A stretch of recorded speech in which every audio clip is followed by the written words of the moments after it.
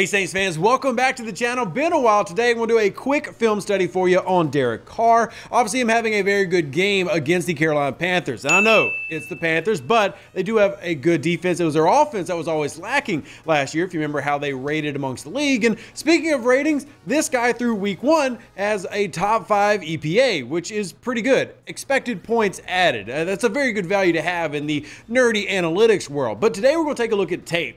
Is he actually better? Has Derek Carr changed who he was in terms of some of his problems? Has Klint Kubiak covered them? All of those things. We're going to look at a few different plays. As a reminder, tell you that, remember, this video and any other video is not enough for you to build a full scouting report. You need a couple hundred snaps before you can really get an idea of who a player is, but we can still talk about some of those plays, what went well, what went wrong, or how they worked, and hopefully at the end of the day, we learned something together. So if you enjoy it, make sure you subscribe to the channel. All right, let's go ahead and roll that beautiful bean footage.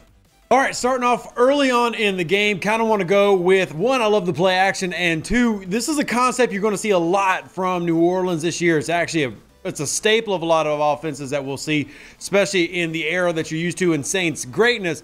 But this is essentially a sail or a flood concept, and they're just doing something basic to start the game, kind of get everybody in a rhythm. But the key is, number one, look at the amount of motion here. It's not just the boot action that you're going to see from Derek Carr. Obviously, the boot action being him faking the handoff and heading out to the east here.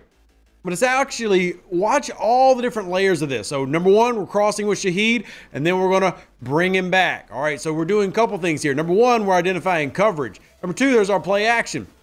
Then the flood aspect is essentially, as the name would imply, we're flooding the entire field with one set of receiver groupings. So right here, we've got one, that's our bottom read, our mid, and then up here. So the idea of the sail concept or a flood concept is you want to give a layered concept across one side of the field. So in this case, we've got our mid right there. We're going to have this guy push up, and he's going to be our deep. And then we'll have our underneath as well. So 3-layer concept. We got a deep, a mid, and an underneath. And then generally you're taught to go after the one closest to you, especially on a boot, which is the lower one, unless you've just got a wide open receiver.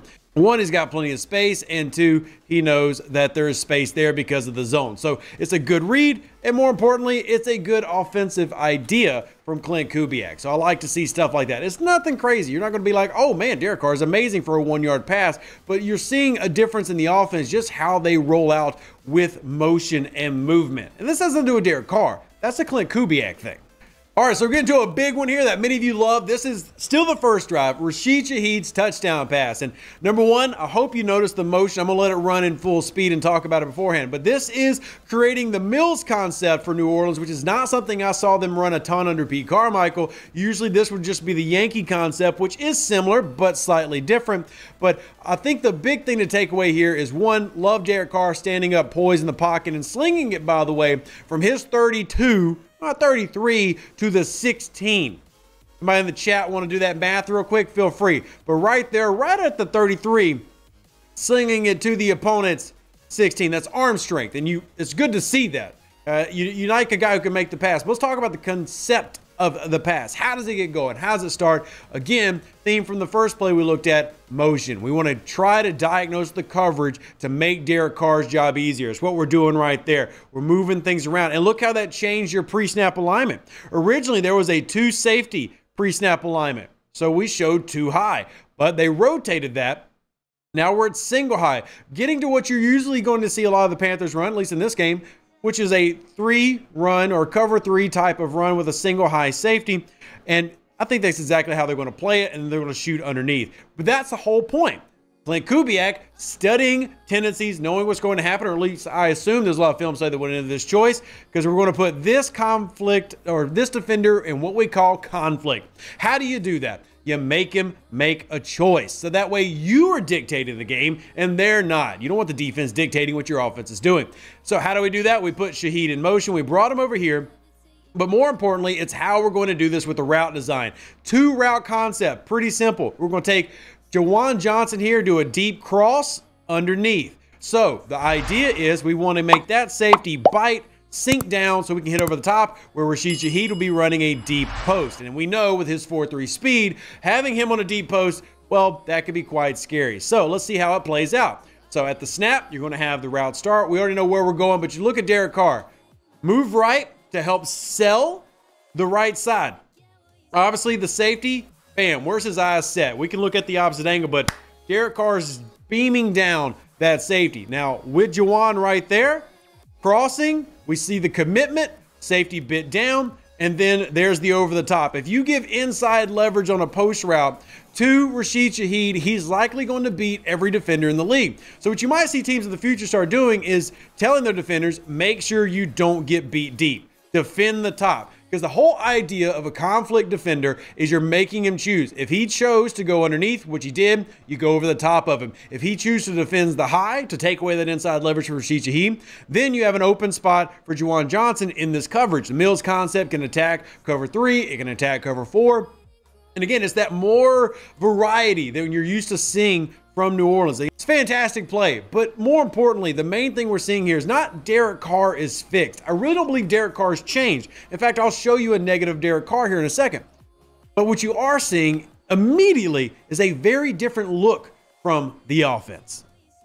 All right, so here we go. Again, I don't like making hype videos. We're not here to make highlight reels. We're here to show you how the game worked out, especially from a wider angle. And this is one that is a completed pass, but I would actually call this a Derek Carr negative. And it's actually very similar. I don't know if Rashid doesn't run the best route here, but you're going to see the vertical push. It looks very much like a Yankee concept with Olave being the underneath route here, which the Yankee is very similar to the Mills concept. The Mills concept is all happening on one side of the field. So a Mills would be, a guy right here and Olave, whereas Yankee is going to be from opposing sides of the field. But the same idea applies. We want to make a conflict defender. So what you're going to see here is still a great read by Derek Carr, no problem. Love keeping his pocket clean there by the O-line, and it's a great read. See, the safety is dropping back. He's covering that deep route. You see the separation Olave forces here, about 3 yards. It's really good. We like that. So it's a good read here. The drawback is, well, Derek Carr's had an issue, and you've seen this in New Orleans, where he doesn't always lead his receivers on these routes. And great job on Olave to catch this ball. It's not so far behind him that it's like an interceptable ball. So it's not inaccurate in that it's just not well placed, right? We talk about that on this channel before. If you followed for a while, we're really big on the film study aspect, clearly. But there's a difference between a well-placed ball and an accurate ball. This is an accurate ball. You can see it here. Olave is able to shield with it. He's able to contain it, and it's his. But the well-placed ball would have been about right here in Olave's momentum so that he has this green grass to go. Now, again, we're not trying to death on Derek Carr. My main point of this video is to say, hey, Derek Carr is not fixed. Hey, maybe he does improve on some of these things.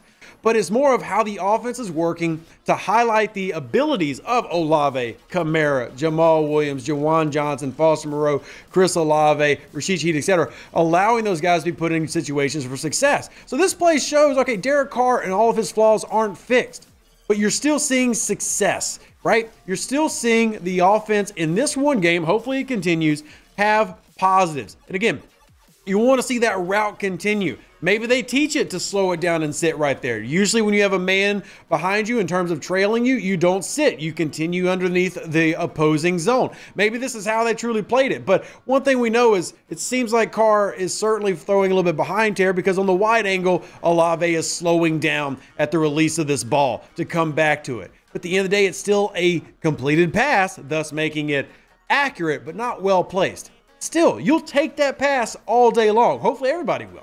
That's a great pass. It's a great catch. You just hope for a little bit of improvement. All right, so this is another one I liked, and it shows a couple things. Number one, it shows Carr throwing with touch and accuracy and throwing a well-placed ball because we just looked at him where he didn't throw one. So consistency, again, that's always been a Carr thing. Carr is not an elite quarterback, but he can play at a very high level with good coaching and good setup. You know, an offensive coordinator who puts him in a position to be successful. Little things, though, he does really well. And one thing that you'll see Derek Carr get lauded for by analysts is he has high mental processing. He can do really well in good situations. So what does he do here? A little pump fake, hold. What's the point of the pump fake to Alvin Kamara? To keep that defender, again, you're going to hear this word a lot today, conflict, keep that defender low so that this route can open up, and then you're going to throw it right behind him. Bam, right there. Now, it's a great job by Foster Moreau to catch this, but it's a great job by Derek Carr to set this up, while also being a fantastic job by Klint Kubiak to know the coverage and how to attack that soft zone spot. We know exactly where to put our routes based on the coverages that we're seeing, and we're going to continue to attack that. So again, right here, we're going to fake to Kamara just enough to make sure that this linebacker, who you see the feet of, stays true. We don't want him to overcommit to that mid route. So with that, we got him to hold just enough, and then we're going to throw right over the top of him into a spot, lead our receiver. It's a great throw and a great play. Consistency is going to be a thing that you hear with Derek Carr forever, and hopefully he maintains this level of play thanks to elevated play from guys like Olave, Foster Moreau, etc., because of great play calling.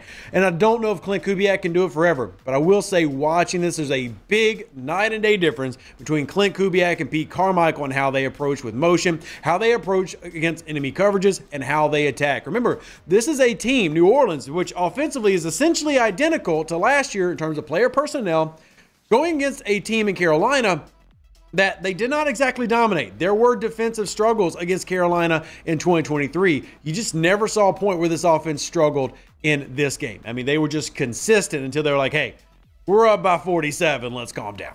All right, another one here. I want to cover the Juwan Johnson TD pass. I believe this is the stick concept. Keep in mind that my training as a scout was years ago at this point, and I have not worked professionally in that sphere. So if I get anything wrong, I am not opposed to people jumping into my comment section and be like, hey, Rev, this is not the stick concept. But this looks like the stick concept to me. I'll put the stick concept. Again, you can have a concept that has variations all over the league, but this is the basic of what I think when I think stick, is that we're going to have our primary read, which is going to be our first read, run the stick. And it means he's going to sit basically 5 yards. And I think you're going to see that here. Then you're going to have essentially a wheel route come behind it, go up the seam, and then you're going to attack the flat in one way or another. Now, they do it a little bit different here. And I think that's a positive because, again, we're talking about Klint Kubiak and what he can do for this team. So you look at Olave, you're going to come right here and sit. Depending on the coverage, you could also have a pivot out if you want. Then you're going to have this receiver, Juwan, is going to come through, and his route's going to extend deep vertical to the first pylon of the end zone. And then we're going to have Rashid Shaheed come out to the flat with Taysom Hill as a blocker. So, again, let's play this one in full speed and let y'all watch it for yourselves. But here we go. So there's the motion, again, helping go with coverage identifier, creating misleading movement there so people don't know what to do. This is a blown coverage by Carolina. And again, this is something that movement in these concepts can provide you. Who do we defend? Who's picking this guy up? Well, you got a bunch of trash here. Why does this matter? Well, look at Rashid Shaheed. If you remember earlier in the game, and I know this is why I can't show every play because this would be a 1 hour film study. But early in the game, we've run multiple screen type plays to Shaheed. So we're threatening that in the flat with Taysom Hill as a blocker. Well, that's a danger. And look what it does. It draws 1, 2, 3 Panthers in horrible circles down into the flat, opening it up. Again, this is essentially what you would refer to as a triangle read. So we've got point 1, 2, 3, and we're looking, how did we affect the defenders in this box? Well, you see how you affected the defenders. You brought them down, then you hit him over the top with a great throw. Now let's watch it from the other angle as you see Derek Carr escaping the pocket. He goes out to create the throwing lane needed, and then you're going to see just a great pass. Now, maybe we argue it's 1/4 of a second a little bit late coming out, you know, because Juwan does catch it right at the very tail end. But right there, I mean, that's perfect, man. That is good play call. That's great execution. And again, predicated by motion, by determining not only what the defensive coverage is, but by confusing what they need to cover, creating a wide open guy. Now, again, we can argue that, hey, maybe he should throw the ball right here, but he needs to get out of the way of this so he can get into the throwing lane and release it. Everything happens so fast when you're actually on a football field, but the result is clear. Touchdown. Great execution by Derek Carr. Great play call by Klint Kubiak. And next. One more I want to hit all of you with, and again, the theme, motion, motion, motion. Motioning a guy into the backfield, showing a very run-heavy look with one of our key runners when it comes to an 8-man box in Jamal Williams, but we're going to leak out a tight end, and then we're going to get him on the boot action. It's a great touch pass by Derek Carr, great read, and again, another play design I absolutely love. But the key, again, motion, movement. Look at the determining factors. Look, we created a stacked box. 4, 4, right? So we created a stacked box for Carolina. Why is that important? Because if we're going to do this play action and we're going to roll out, well, we want to have everybody condensed in the spot, and we want to get them all moving in one direction with a play action. That's how you know your play action is working. What do we got right there? Exactly what I hoped for. If you are a coach who's trying to get these concepts out and open up things for your receivers, it's exactly what you wanted. Obviously, all the D linemen are going to be stuck in, right? They're all going to be dug into that motion. Linebacker bought it. You've got one who sat low but is trying to carry. Then you got one who bought it. He's sitting low, and while he hasn't fully committed, he did go down into the hole, if you will. So the hole is that area of the field right here. He's at the very bottom of it. So easy for him to get around. Now, what else did we do? Well, we had a deep out route, which forces this corner to bite down. This safety can't get over in time. It's green grass. It's another great play design. All you got to have now is a quarterback who can make the throw. That's what he has to do here. The middle linebacker did a good job to recognize, but that play action held him that half second. And then here comes the touch pass. We got to throw it right over the outstretched arm of the defender. And it's a great job by Carr to do that again. Now, Boston Road did get dinged up a little bit on that, but in terms of throw, watch it from this angle. It's a great job. And again, this is not Derek Carr being fixed. This is how Derek Carr and other quarterbacks can play very well or at a very high level with great play calling and a system that sets them up for success. Right over the top right there, bam. Obviously the hit gets a little bit of a hurt on to our tight end there, but overall play action works. You see just enough to hold the linebackers down. You don't necessarily want them to commit all the way. That's okay. But if you can get them just to do this motion right here, watch that, Mike, right there. Bam, that's enough. He sat down, took about 2 full steps before he reacts to the play action. And by that time, it's a little bit late for him to get depth. And then you get a great touch pass. Bam. It's beautiful.